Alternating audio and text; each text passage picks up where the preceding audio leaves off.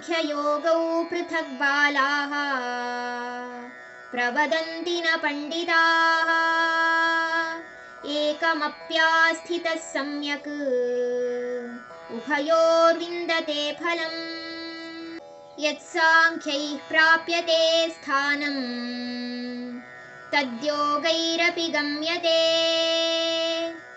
ಏಕಂ ಸಾಂಖ್ಯಂಚ ಯೋಗಂಚ ಯಃ ಪಶ್ಯತಿ ಸ ಪಶ್ಯತಿ.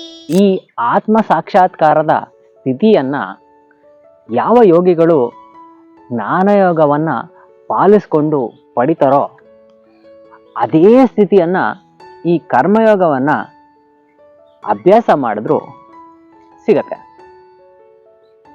ಯಾರು ಈ ಕರ್ಮಯೋಗ ಮತ್ತೆ ಜ್ಞಾನಯೋಗ ಒಂದೇ ಅಂತ ಅರ್ತಿರ್ತಾರೋ ಅವ್ರಿಗೆ ಈ ಸತ್ಯದ ಅರಿವಿರುತ್ತೆ ಅಂತ ಭಗವಂತನಾದ ಕೃಷ್ಣ ಅರ್ಜುನಂಗೆ ಹೇಳ್ತಾರೆ. ಹೇ ಮಹಾಬಾಹುವೆ, ಈ ಸಾಧು ಸಂತರು ಪಾಲಿಸುವಂತಹ ಸನ್ಯಾಸತ್ವದ ದಾರಿ ಇದೆಯಲ್ಲ, ಅಂದ್ರೆ ಜ್ಞಾನಯೋಗದ ಮಾರ್ಗ, ಅದು ತುಂಬಾ ಕಠಿಣಕರ.